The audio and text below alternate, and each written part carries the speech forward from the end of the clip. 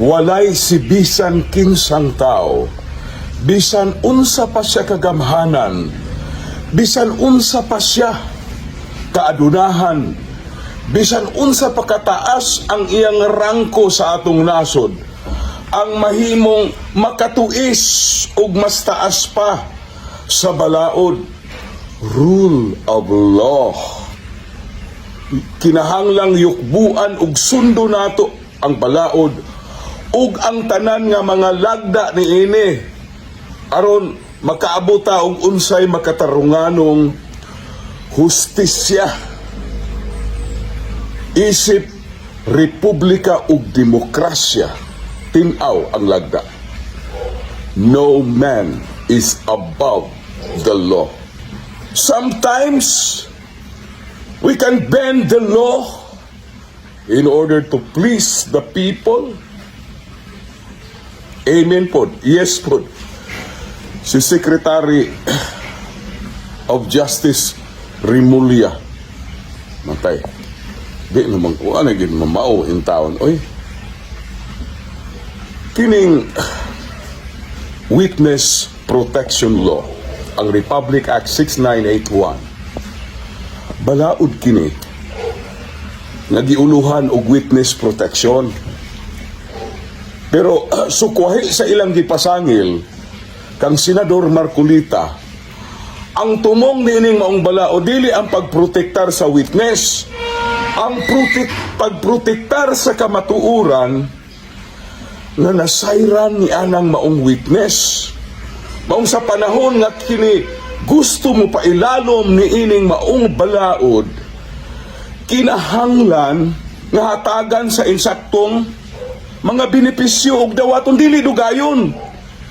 Ilabi na kining mga witness sa dagko kaayo nga mga krimen sa maplander man eh. Kining flood control scam, daghang kaayong mga opisyal ani tingali balakan niyang hangtod sa mga senador ug congressman ug mga kontraktor na hilambigit ani ug kining mga diskaya karon nga nag-apply sa Witness Protection Program na miligro ang ilang kinabuhi. Unsa may mahitabo kung mamatay sila or mahulga baka sila ug dili sila protektahan sa gobyerno base ning maong balaod, patay ang kamatuoran, magmisilang ang mga kriminal. And here comes two senators, Rapi Tulfo ug ang naklaro yung diskurso ani bag-ong senador Erwin Tulfo. Yes, amen ang atong Secretary of Justice.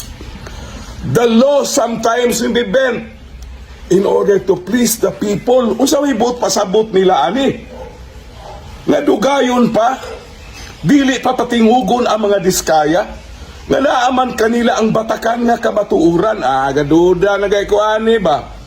Pasanginlan pa ninyo si Senator Marcolita nga maoy nagpangga sa mga diskaya. Dili diskaya ang gipangga, ang kamatuuran tipigan og i-preserve aron masayod ang katawhan.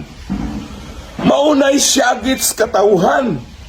Dili kay ang pagpauli, wala man sa balaod.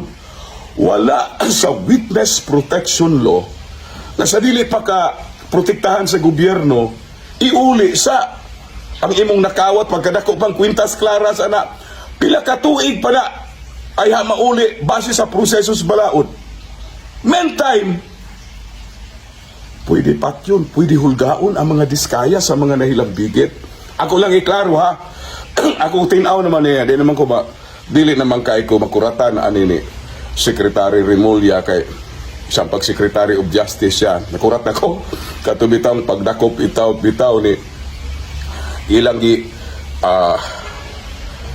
dakop, ilang kidnap, gilabes gawas si kanhi Presidente Duterte. Klaro man ang balaod ato na si dili pa siya dalon gawas, kinahanglang i-present siya sa usa ka judicial authority, korte ukmanan.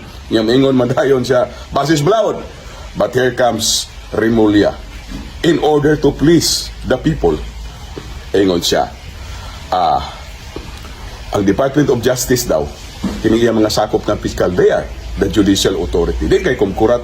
Apan kini mga tulpo nga mga broadcasters nagbarog man kaning kamatuoran unsa may gusto nilang ipasabot. Gusto nila nga mamatay ang kamatuoran ug dili tipigan tungod kay pabayaan nila nga vulnerable ang mga diskaya sa mga gusto nga dili na sila makatingog, nga dili gusto mo tingog sila. Pag sure gayon mo diha mga tulpo ba, labaw sa tanan kining mga pulong sa mga senador nga ingon ini, Secretary of Justice nga ingon ini, mas may tingaling imbestigahon ni sa Ethics Committee bi. O kaya tingali og mga yano silang tao, mga bulastog silang mga abogado, mga top national officials, Secretary of Justice, pagkaway klaro in town, no man is above the law. Walay tao bisag unsa kataas ning atong nasod nga mahimong mo bend mo tuoy sa balaod. Kaya ang kasayuran sa balaod alang sa tanan.